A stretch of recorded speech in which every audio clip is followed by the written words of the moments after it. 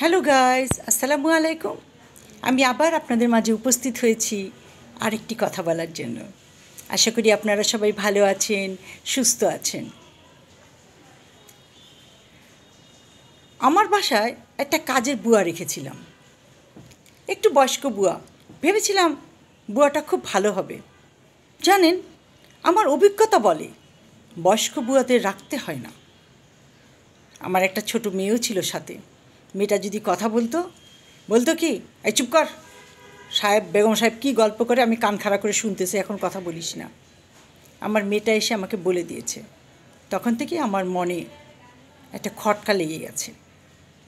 একদিন দুপুরবেলায় সাহেব অফিসে, আমি একা আমার বেডরুমে ঘুমাচ্ছি, ওদেরকে ওদের রুমে চলে যেতে বলেছি। হঠাৎ করে আমার ঘুমটা ভেঙে গেল।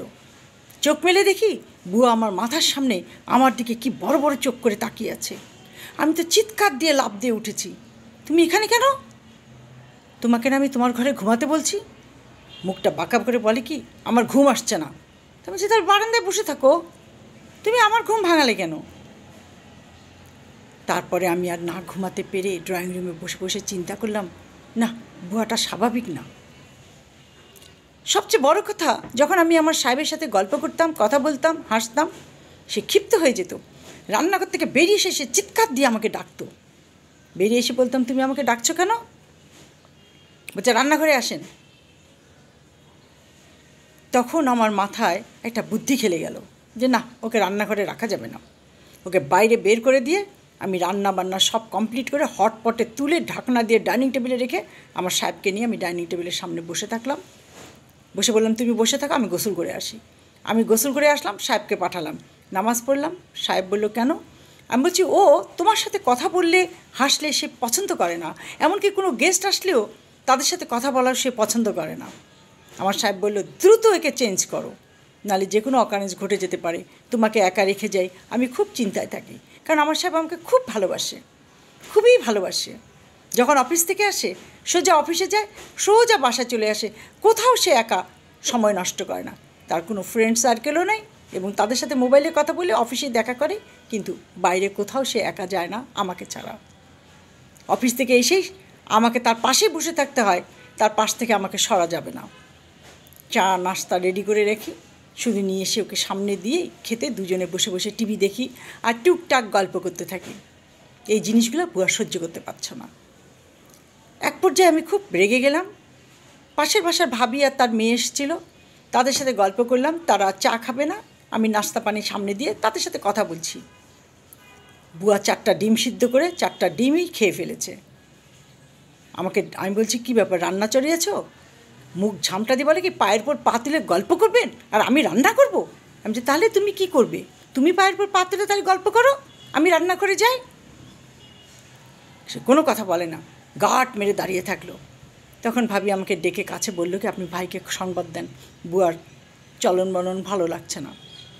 আমার কাজের ছোটো মেয়েটা দূরে সরে আছে। আমি তখন সঙ্গে সঙ্গে আমার সাহেবকে খবর দিয়ে বললাম, শিগগির ড্রাইভার পাঠাও, নাহলে তুমি চলে আসো, বুয়ার চলন বলন আমার ভালো লাগছে না। আমার সাহেব দ্রুত ড্রাইভার এবং 2জন অফিসারকে পাঠিয়ে দিল। এই ফাঁকে সে চিৎকার দিয়ে বলছে, তোমারে মাইরে থুইয়া লাশের উপর দাঁড়াই আমি সাহেবের বিচার দিয়ে বাড়ি থেকে বেরিয়ে যাব। কেন? আমি তোমাকে কি করেছি? মাইনসে আসে পায়ের পর পা দিয়ে গল্প করো, জামাইয়ের লোকে পায়ের পর পা দিয়ে গল্প করো, মজা পাইছো? আমি যে, তা তোমার কি, তোমার সমস্যা কোথায়? তুমি পয়সা নাও, আমার বাসায় কাজ করো, পোষাবে না চলে যাও, আমি তো তোমাকে থাকতে বলিনি। সে আমার ডেক্সি পাতিল সমস্ত টেনে টেনে ছুঁড়ে ছুঁড়ে মারতে শুরু করলো। আমি বেডরুমে ঢুকে দরজা বন্ধ করে দিলাম, ছোটো মেয়েটাকে ভিতরে নিয়ে। এরই মধ্যে আমার ড্রাইভার এবং অফিসাররা চলে আসলো।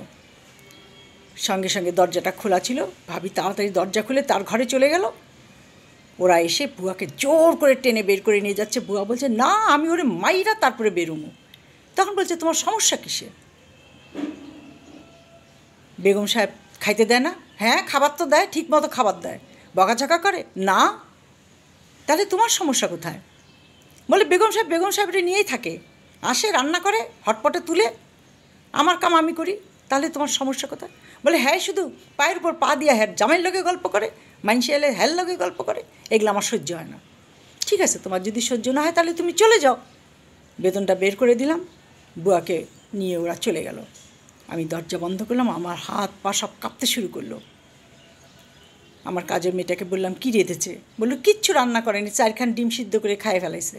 আমি ঠিক আছে যাজ্ঞা, তাড়াতাড়ি করে ডিম সিদ্ধ দিলাম, ভাত রান্না করলাম, নিজেদের তরকারি রান্না করে আমরা নিজেরা দুজনে মিলে খেয়ে নিলাম। আমার সাহেব বিকালেই চলে আসলো। বললাম, তুমি আসলেন না কেন? বলে, আমি যদি আসতাম তাহলে আমার মাথা ঠিক থাকতো না, ওকে হয়তো 2-4টা থাপ্পড় লাগাই দিতাম। ওর এত বড় সাহস, তোমাকে মেরে ফেলে সে আমাকে বিচার দিবে? আমি এই জন্য আমার অফিসারদের পাঠিয়ে দিয়েছি। ঠিক আছে, ওরা ওকে বিদায় করে দিয়েছে। সেই বুয়া কী করেছে, খুঁজে খুঁজে আমার ননদের বাসায় চলে গেছে। আমার ননদ ওকে দেখে বলছে, তুমি এখানে কেন? তোমাকে পুলিশের কাছে ধরাই দিব। তখন বলে কি, এদের জাতেই খারাপ, যার কাছে যায় হ্যাঁ এরকম করে। চলে গেল। জানেন, মানুষকে দেখলে বোঝা যায় না যে তার মানসিক অবস্থা কেন এরকম হয়। শুনেছিলাম তার স্বামীর সাথে তার সম্পর্ক ভালো ছিল না, সেজন্য মনে হয় মানুষের এই আনন্দ ফুর্তিটাকে এরা সহ্য করতে পারে না। তার থেকে আমি ছোট ছোট মেয়ে রাখি, এবং এই মেয়েগুলো আমার আজকে প্রায় 8-10 বছর ধরে এই মেয়েগুলোই আমার কাছে আছে, বড় হয়ে গেছে। বলছি, বাবা, তোমার বাবা আমাকে বলে ভালো ঘর দেখে আমি বিয়ে দিয়ে দিব, তোমরা উল্টাপাল্টা করো না। একটার বিয়ে অবশ্য ঠিক করেছি, দেখা যাক কি হয়। আশা করি আপনাদের যদি এই কাজের বুয়ার গল্পটা আপনাদের পছন্দ হয়ে থাকে, ভালো লেগে থাকে, বেশি বেশি করে সাবস্ক্রাইব করুন, বেল বাটনটা টিপিয়ে দিন, সবার মাঝে ছড়িয়ে দিন। শুধু এইটুকুই, কাজের বুয়া নিতে হলে প্রথমে তার ব্যাগটা চেক করে নেবেন, তার ব্যাগে কি কি আছে, তার কমর টমর চেক করে নেবেন। কিন্তু বয়স্ক বুয়া রাখবেন না, বেশিরভাগ বয়স্ক বুয়াই একটু বদমাশ টাইপের হয়। মাঝারি বয়সের মেয়ে রাখেন, ছোটো মেয়ে রাখেন, কিন্তু তারাও তো তার কোনো না কোনো বাবা মার সন্তান। ভালোবাসা দিন, আদর করুন, বছরের পর বছর থেকে যাবে, কোনো সমস্যা হবে না। আজকে 10টা বছর এরা আমার কাছে, কোনো সমস্যাই নেই। আজ এই পর্যন্ত, ভালো থাকেন, সুস্থ থাকেন, আল্লাহ হাফেজ।